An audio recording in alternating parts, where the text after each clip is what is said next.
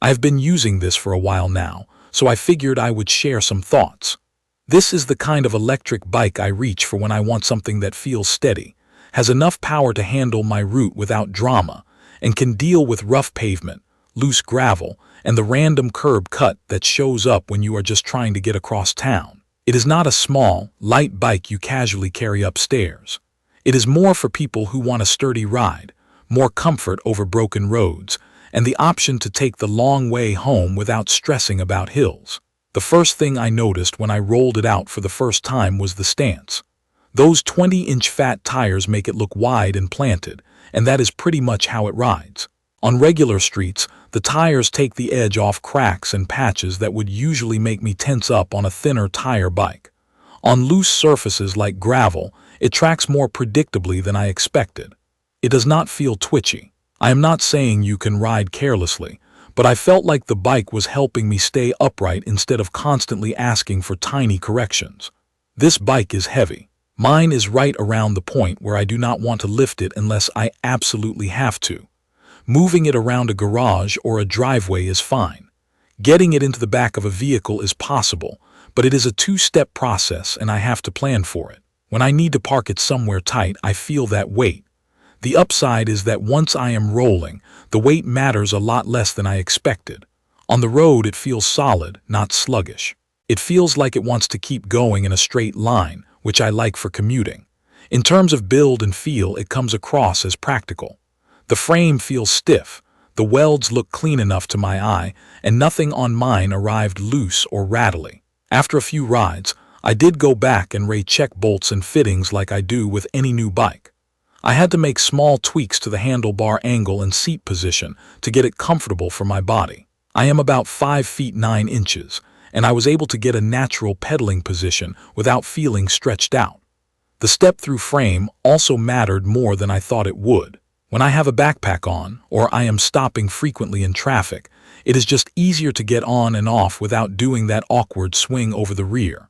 Setup was mostly straightforward, but it is still a real bike assembly, not a toy. Mine arrived mostly put together, and I still had to attach the pedals, straighten and tighten the handlebars, and do the usual alignment checks. The instructions were usable, but I relied more on taking my time and checking everything twice. If you have built a bike before, you will be fine. If you have not, it is doable, but you need patience. If something feels unclear, having a local bike shop do a safety check is not a bad idea. Day-to-day use has been simple. The display gives me the basics I actually care about while riding, like speed and battery level. I like that I can remove the battery to charge it indoors. I do not always want to roll a heavy bike next to an outlet, and I also prefer charging where I can keep an eye on it. The battery locks in place, which at least prevents casual theft, but I still remove it when I am leaving the bike somewhere for a while. In my routine, battery life depends on how I ride. If I am using more assist and riding faster, range drops. If I pedal along and keep things moderate, it goes much farther.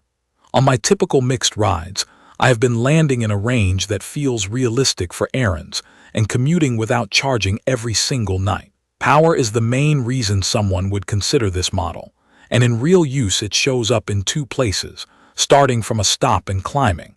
The motor on this one is rated at 750 watts with a peak of 1200 watts, and you can feel that extra push when you need it. I live in an area with a couple of hills that normally force me to downshift and grind. On this bike, I still pedal, but I am not fighting for forward motion. It gets up the hill without me arriving sweaty and annoyed. Starting from a red light is also easier than on weaker electric bikes I have tried. It gets moving confidently, which matters when cars are waiting behind you. I have seen about 32 miles per hour on it in the right conditions. I do not ride at that speed very often, because on a bike, that is already serious speed, and you need to ride with that in mind. For me, the more useful part is that it holds a comfortable cruising pace without feeling strained, even when the road tilts up a little or the wind picks up. It feels like it has headroom, which makes the ride calmer. Comfort has been a strong point. The full suspension makes a real difference on rough roads. The front suspension takes the sting out of pothole edges and uneven pavement, and the rear shocks help when the road is choppy. It is not the same as a motorcycle, and you still have to watch where you are going, but I feel less beat up after longer rides. The seat is also more padded than what I expect on many bikes.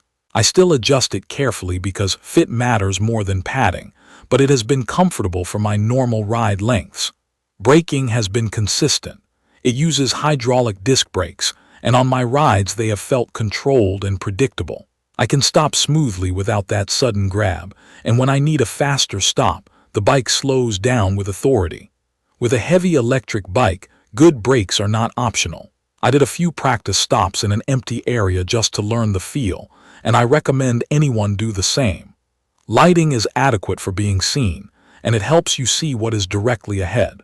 I still use extra lights when I know I will be out late, because I like having redundancy, but the built-in light is useful for everyday rides.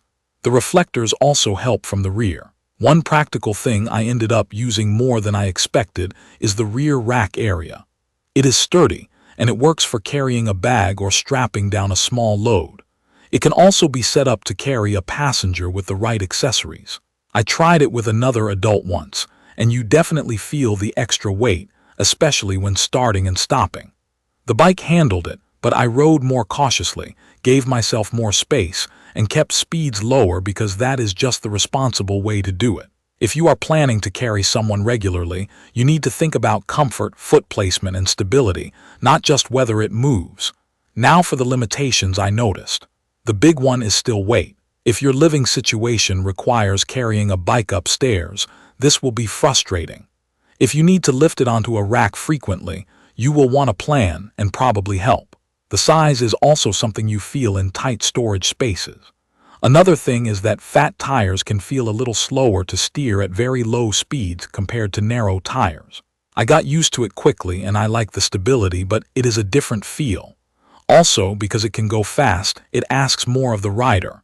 You need a good helmet, you need to stay alert, and you need to respect your local rules for electric bikes. If you are trying to decide if this bike makes sense, I see it working well for someone who wants a stable ride for commuting, errands, and weekend exploring, especially if your roads are rough or you like to ride on mixed surfaces like gravel paths. It makes sense for people who want strong hill performance and do not want to arrive exhausted.